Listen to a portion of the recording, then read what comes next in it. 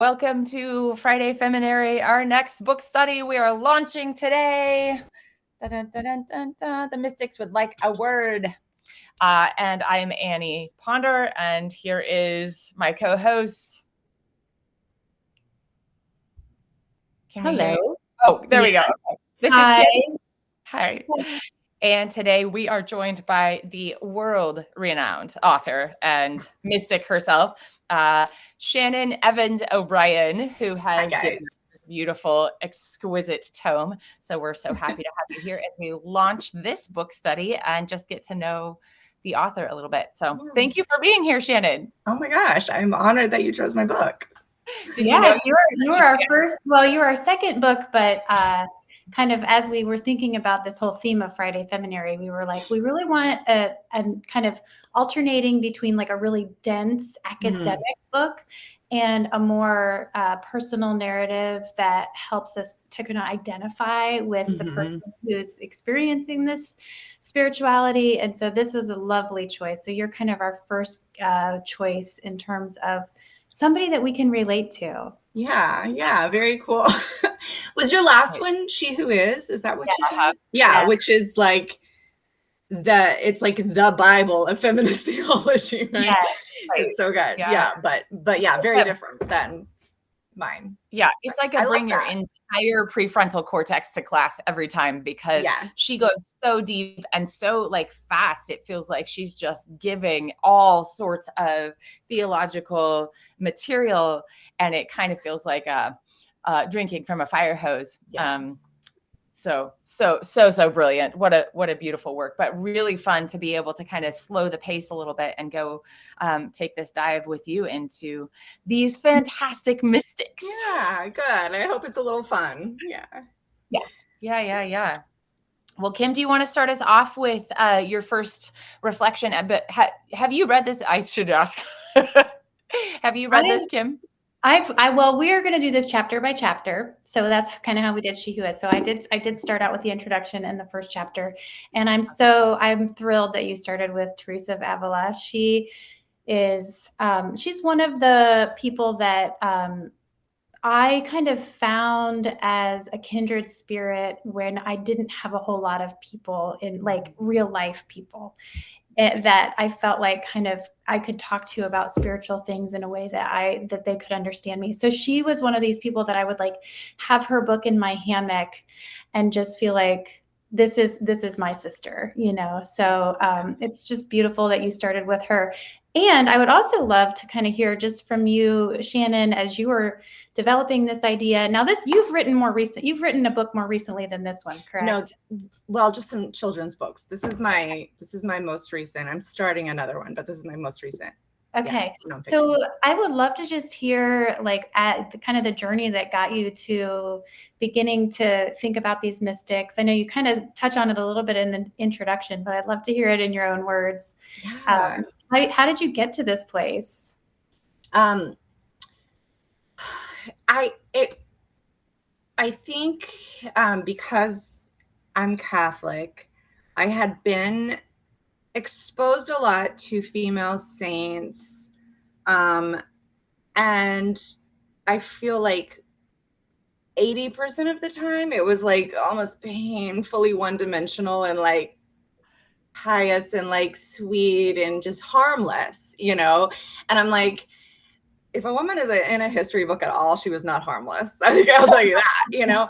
But like, and then the other like, 20% of the time, people were really making an earnest effort to portray these women differently, but it kind of always left me like thinking like I should probably just go back and like read what they wrote. And one of the challenges of choosing who to include in this book was like I just decided that they needed to have written at least one book, which historically is not very common for a woman, but yeah, I kind of was in a place with my own faith where I was just like, I am really tired of like this very narrow prescription of how to be a Catholic or a Christian or even a person of faith. And I just was really disillusioned by the patriarchy and by male leadership. And I was just like, I just need like women who like I don't have to vet necessarily. Like I know like they stand the test of time, you know? And so, yeah, I started, I'm trying to think, I was really being hit by the mother god, and was really like in a time of my life where that was, yeah, I'm in good company here, but like I was really in a time of my life where that was brand new, and I was just being inundated with it. And so a few different people told me that I should check out Julian of Norwich because she talks about God as mother and Jesus as mother. So I went there, loved it, read the showings, read Revelations of Love. And then I was like, well, this was good. What else is out there? You know? And I think I want to say Teresa of Avila was the next one. Now I'm kind of rusty. But I had the same experience of reading her book and like being like, oh, this is an auntie, you know, like she's going to tell it like it is. She knows ball, you know what I mean? Like she knows what she's talking about. But also she's so like feminine in this, like, I'm going to take care of you. Like, okay, if you're fasting too much, you just cut it out, eat some soup, you know, like there's even one part where she's like, you might just not have the constitution for the contemplative life, and that's okay. You know, and I'm just like, I love women. I love women so much. Yeah. So they really, it started because I needed them. And then like, after I kind of started looking at the second or third one, I was like, this might become a book. Like these are, you know, and then like half of them I didn't even read until I had started writing the book. Well, it's so interesting when you start to like really immerse yourself into an author's writing. You develop this connection with them, and I think they kind of come to life in your own life, which is a really beautiful. I mean, it's a wonderful way. So if any people are like thinking about picking up a book, I think this is a wonderful way to bridge that gap, because there is sort of like an archaic way of talking that you have to get through with the original works. So your work, I think, kind of gives you access to those women and their spirituality, because you do kind of start to embody it yourself. It's a really rich way to develop your own prayer life. Yeah, I'm so glad you feel that way, because I feel like that's kind of always what I'm trying to do with writing books or choosing what to write about, is like, what do I wish was available that I haven't been able to find? And that kind of sentiment was really true in this case, of like, I love reading these women, but it is like, it is a brain exercise to get through, you know, the language and the history and, you know, and all of this. And like, it's more work. But like, what if there was a book that made it more accessible, more relatable, and also gave me a solid introduction to these women? And so that's what I tried to do. Okay, that's totally what I felt like when I read your book. This is also exactly what I felt when I first found my way to Rachel Held Evans. I was like, oh, good. Somebody with more experience here and education has written the book that I would want to write if I had that experience in education. So, well, I'm self-educated, you know? So there's like parts where I'm like, I'm not the most qualified person. Like Hildegard, like, she wrote so much. I mean, there's so much. You could spend your entire life studying her canon, you know? And I'm like, I am not the one qualified, but like, I'm going to do my best and put it out there. And like, the people who want to learn more will learn more and teach me one day, you know? But isn't that exactly what most of these women did? Like, they weren't going through universities and getting fancy degrees in their time and context. I think most of them anyway. And they were just like, well, I may or may not be an expert, but I'm here in my own life, in my own body, having these experiences with the divine, and I'd better do something with them because they're not just for me, right? I mean, isn't that kind of like the essence of being a feminine theologian anyway, right? We like, here we are, and we may or may not have a piece of paper saying I'm qualified to do this, but I think that's kind of the ask, is just go ahead and be yourself in this world that's a little harder for us to come up and say, oh, I've got, you should probably listen to me here, but we're just going to be ourselves. Right, right. The one who comes to mind with that is Marjorie Kemp, because she was the only like fully lay woman there, who in the book that I included, and she, like at least being a nun gave you like some, like, even if it's just perceived authority, but this is a woman who was a wife and a mother, and she just got drugged through the mud of like, why, like, what authority do you have? You have no authority. And she's like, well, I have a relationship with God. So I'm going to talk about it, and I feel the calling to preach. So I can't preach in church. So I'm going to stand on the streets and like call it teaching instead, or whatever. And I think that's really applicable still today. Well, and that's kind of where you start. So the very first chapter is the kind of the basic. So every saint or mystic, I should say, because they're not all technically saints, but they all kind of have a key idea or like a precept that you can take with you. And the very first one that you start with, like chapter off the top, is trusting yourself does not make you a heretic. And I feel like this is such a foundational piece. Like, I'm so glad you started with this off the top, because, and it's kind of like this, choosing to call yourself a theologian when you don't have a degree, because you spend a lot of time thinking about God and your relationship with God and your prayer life. Like, that is a way of trusting yourself. And these women embody that spirit of trusting yourself. And I think that, you say in your, one of your quotes, it says, so Teresa is convinced that we can't know God apart from knowing ourselves, that we move toward divine union only when we seek to understand the secrets hidden within us and the sacred mysteries they contain. And I just love that. I think there's so much there for us to explore all people, right? But, kind of turning that lens inward and understanding like God meets you there at, in that, as you're kind of mining the depths of all that we are, and then allowing yourself to trust that, that you can give yourself permission to define your own spirituality, even if it maybe rubs up against some of the stricter points of religion. And I know you mentioned a little bit, I don't know if you want to get into any of these details, but you mentioned a little bit about your transition and kind of like, as you're adopting some of these ideas, you went through like a period of grief over losing some of that. I don't know if you want to touch on any of that and how these mystics kind of accompanied you through that. Yeah, there is something so comforting and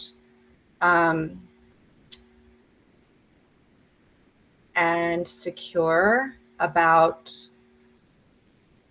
believing exactly what you're told to believe. It feels really safe. Even you're not even cognizant necessarily that it's making you feel safe. It just does. It just feels good. And growth and expansion, like we see this in nature, it's awkward, it's uncomfortable, sometimes it's painful. And so I think that is an inevitable part of the process of growth, of being a human who doesn't get stuck the same that they were when they were 19 years old, But it's hard and it's scary and it can be lonely. I mean, I don't think I've talked to a single person who has gone through kind of a spiritual evolution without them saying something about it being lonely at some point. I mean, hopefully not always, not forever, but like until you find your bearing, until you find, that person who's like, me too. And I think that's one of the beautiful things about the internet, is that it gives us more opportunity to make those connections. But yeah, for me, I mean, it was scary. It was lonely. I got involuntarily isolated from the group that I was, that was really like my community.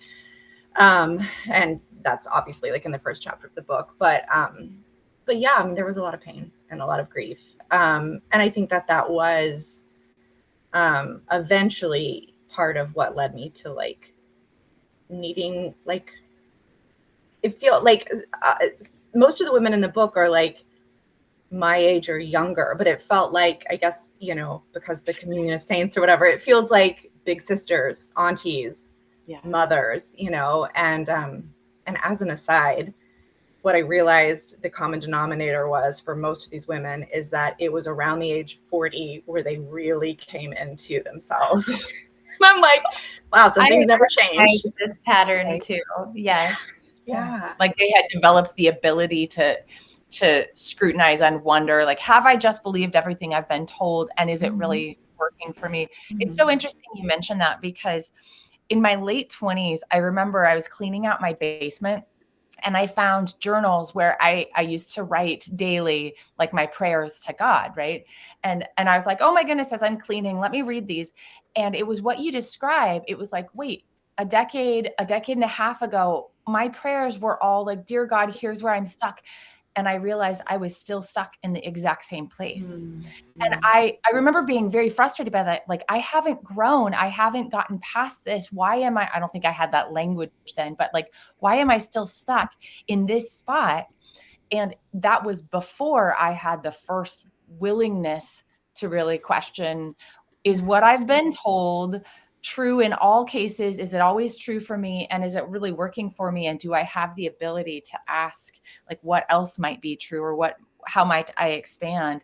And after that point, I can look back and say, oh, I have changed. Like, where I get stuck is no longer there. I've expanded. So I think that might be a common denominator. And it's interesting that women are all about 40 or 40-ish when they start this journey. Yeah. Is that sort of what you're getting at when you say, I'm so curious, when you say, like, these are not harmless women? Is that what you mean? Well, is there something else?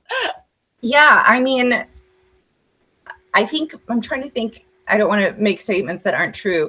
I would say most of them, if I'm not incorrect, I would say most of them, which is a pretty safe general way to say it, like, did come under some sort of either reprimand, discipline, like, I think Therese of Lisieux might be the one who escaped unscathed, but she also died at like 24. Yes, she was so young. But and then even now, like, she's like, I have a call, like, even now, like, looking back on her work, died at 24, but was like, I have a calling to be a priest. And and nobody talks about that, and I'm like, okay, she was a person, we're just not like giving her credit for it.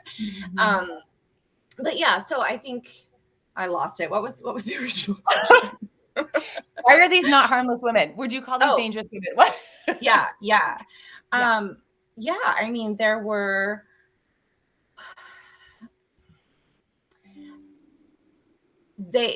most of them at some point were accused of speaking with an authority that they were not given. And like Teresa of Avila, I think in the introduction or maybe in the first chapter, I quote the papal nuncio at the time, who was like, just described her in this like litany of like nasty woman, she's a nasty woman. Hildegard like defied her archbishop, and because she buried someone on their holy property, their holy cemetery that was supposedly not holy, and she's like, yeah, I was, like, God says he is, so I'm burying him here. And her order was disciplined for that, and they couldn't sing, and like, if Hildegard, like, that was part of who she was. And so they caused trouble, they were troublemakers, but like history has proven them to be on the right side of things, and I love them for that. Yeah. Well, I think when you develop a kind of a connection with God, where you are getting your authority from your own direct experience. It's your own, prayer life, or your own. You're not going through an intermediary to kind of preach to you and tell you how to, live your life. You're going direct, and that gives you that sense of authority. So they can, and for me, and you kind of touched on this, but for me, I think that was the gift of kind of finding a more feminine understanding of God. There was this more direct way of relating or access that I had that, and I've heard other women say this too, that, when you give yourself that permission to experience God in that way, your feeling of being able to trust yourself and your sense of where does your authority come from? It comes from within. Like, I feel like that connection there is so deep. And these, and it's interesting because there's these mystics don't necessarily have an understanding of God as, with the exception of maybe of Julian of Norwich, for sure. She was very much like God could. I mean, it was an interesting gender bending kind of mental. She could think about Christ as mother, even though it was like, she somehow was able to kind of like use abstraction enough around the person of Jesus and as the Christ to become this motherly influence. But I know a lot of women, it's like once you get into this entry point of understanding the feminine kind of characteristics of God, it does give you this sense of your inner authority to be that kind of dangerous. I'm still working on it. Mm-hmm. Yeah, I don't know that I have. I haven't defied authority, but I don't think that's like a requirement. You know what I mean? But it happens sometimes when you are, deciding that you're going to trust who you have experienced God to be and how you experience the divine speaking to you and leading you. I think that there is a place to hold. So I think it's like Richard Rohr says, like, his understanding of Christianity is like a chair with three legs, which is like scripture, tradition, and my experience, and you use them all. And obviously, like, not people of other religions have their own, sacred writings and stuff. So it's like, but I think that idea of like things that have been agreed to be held sacred, things that have been, tried and true over time, and my own experience, and often they conflict with each other. And so then you have to kind of decide what you're going to do about that. I tend to err on the side of my own experience of who I have experienced God to be. But I think what I see a lot is people not using that leg of the chair at all, and just relying on, scripture and tradition, which is basically what other people have told me. And it makes me really sad because you read the words of Jesus and it's all about the Holy Spirit coming to you. I will be in you. I will I will help you. The Spirit will help you. And, I think we struggle to really know what that means or how that feels. So it's easier to just rely on somebody else, but it's like a muscle you have to work. But even Jesus gets this question, right? By whose authority do you do these things? Yeah. And he's like, well, I've actually got a question for you because I'm not going to play you. Here's my qualifications. You have to listen to me. But yeah, or the, I'm thinking of folks like Sojourner Truth and Harriet Tubman, who lived by this principle also, right? Like, I'm hearing directly from God, and I understand that might make you completely uncomfortable. And also, I'm just going to stay true to what I'm hearing because Jesus said the kingdom is within. So it must be true if that's what he said. And my experience is that God gives me instructions. But here's a question I'd love to toss around, kind of the counterpoint that I often find people ask me, or I ask myself this question when I'm looking at this idea, which is, how do we distinguish between the voice within, like the kingdom of heaven speaking from within, or maybe we want different language now because kingdom still sounds pretty patriarchal, but the voice of the divine from within, right? How do you distinguish between that and your imagination? Like, do you have any kind of a process that you go through when you are experiencing this voice from within and you're wondering, is that really legitimately the voice of the divine, or am I making this up? Is this a fear speaking? Like, I'd love to hear what both of you do when that arises.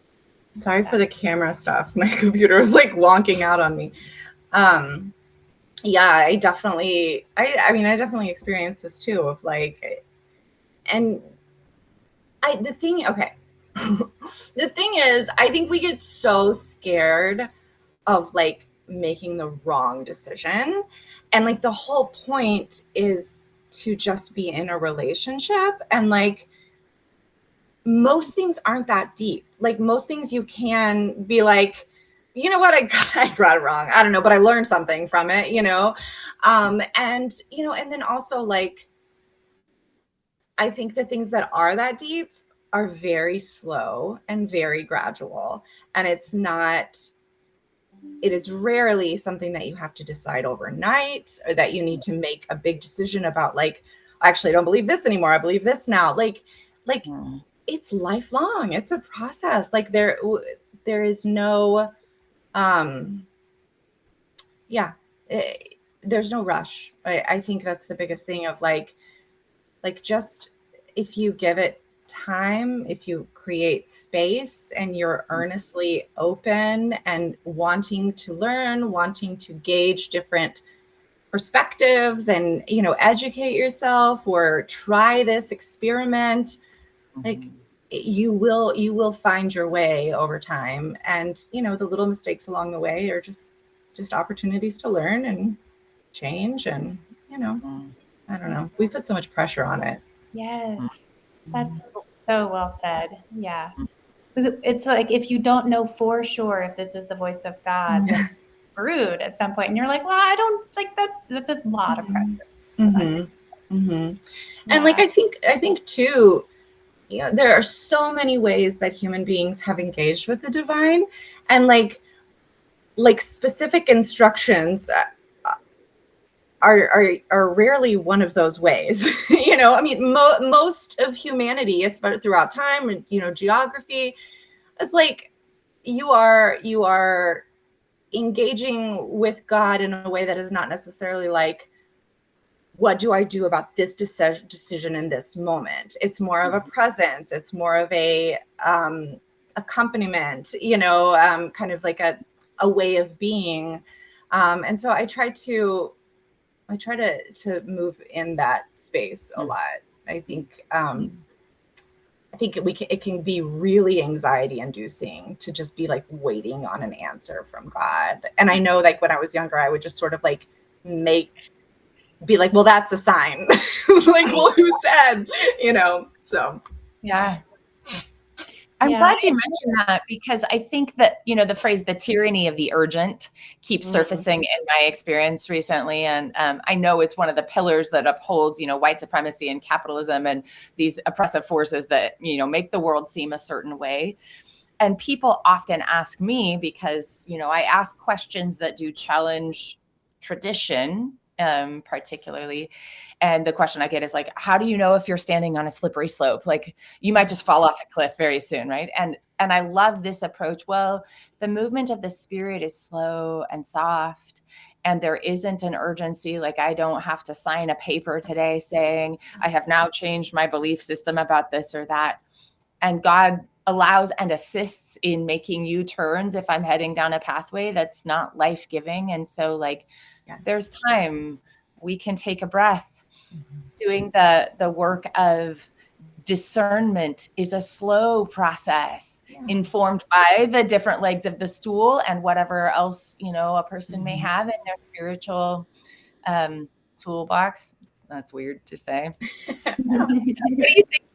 What's your experience here? we've talked about this before, Annie, but this, there's this one verse, and I don't know the reference of it, but it talks about how the heart is, and the word is translated as deceitful above all things. And that's one of those pieces that I think a lot of people, it kind of interrupts their ability to trust themselves, right? Because like, well, I can't, if my heart is deceitful, but I know you and I have talked about how that word can also be interpreted as dark or mysterious, or having depth. And I think that is so true, because one thing that I've kind of been realizing about myself is that I have so many different aspects or parts of myself that are making an appearance at different points in time, right? And I don't know that one of those is fully, the Holy Spirit, but I do know that I can put myself into a position or a state where I'm more likely to have a regulated nervous system, right? I have practices. My practice is I go up to nature. Like nature is for me what settles me down, kind of stills the waters, right? And then I can like start to piece out like all of these different parts of myself. And I think the real understanding how to trust yourself is knowing how all of those different parts came to be and honoring all of them. Sometimes I really need to protect myself and it doesn't feel the most loving thing. And that's okay. I can honor that part of myself.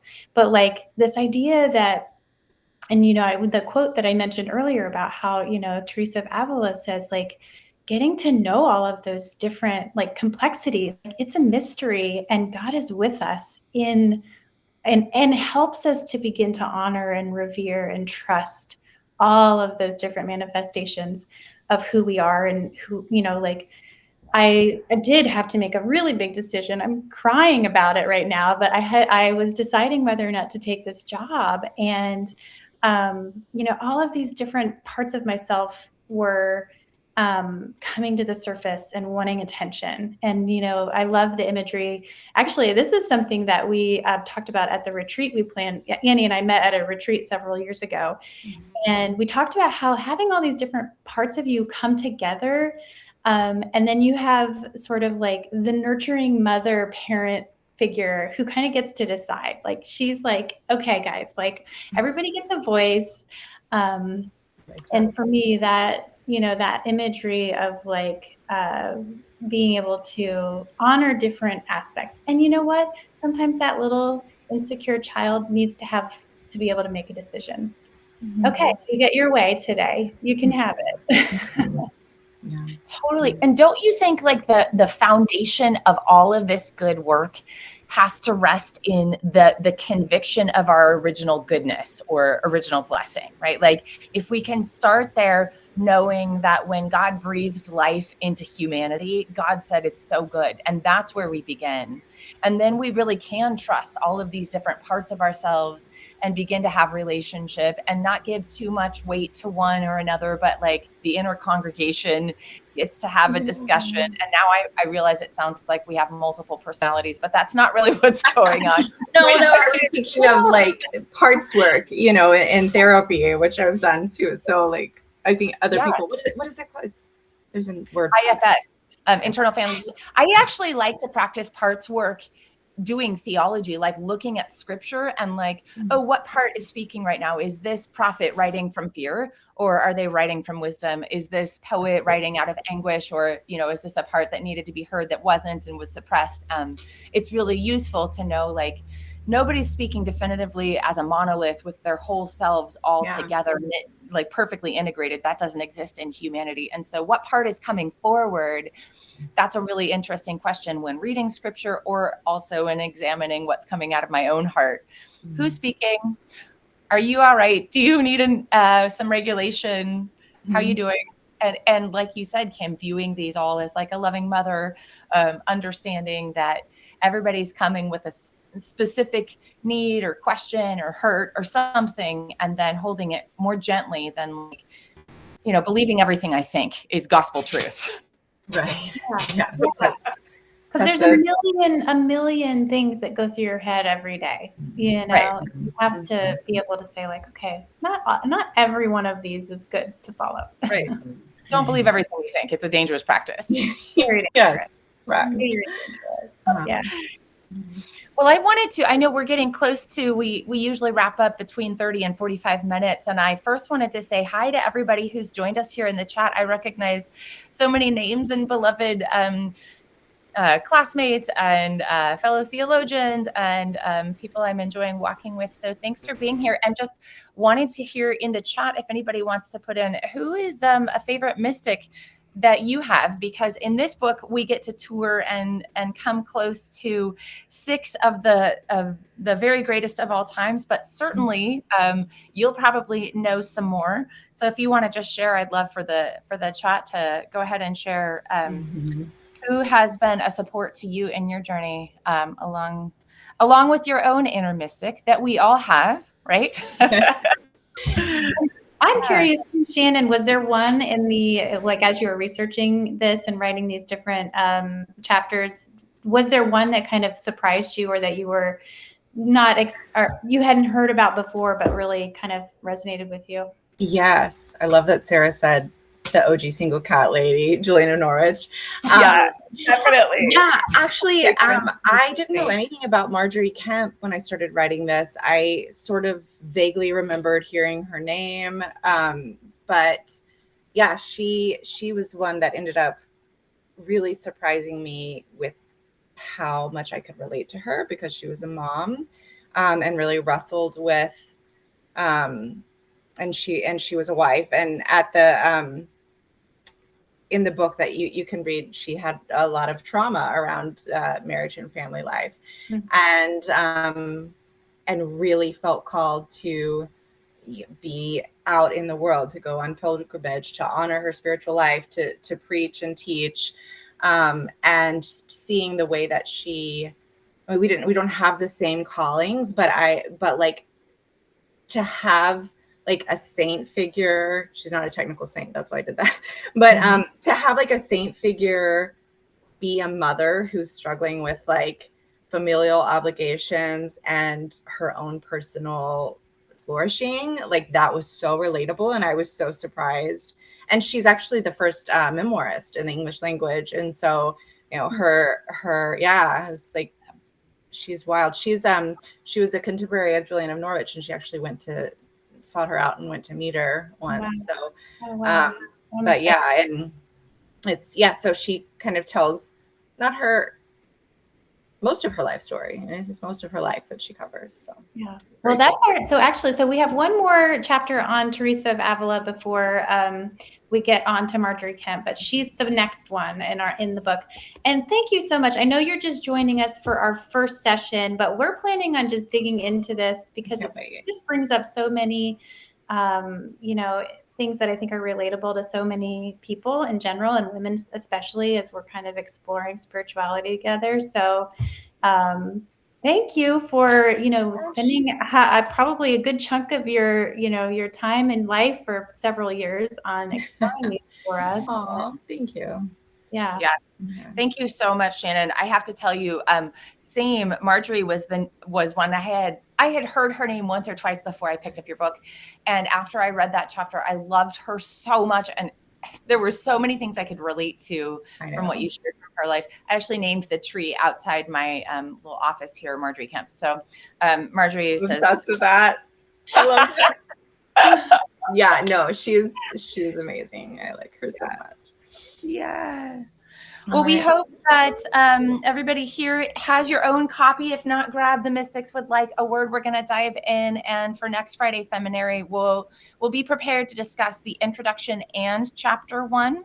So this is fun, Shannon. I am pretty excited about the number 13 after I learned about the Magdalene association with it.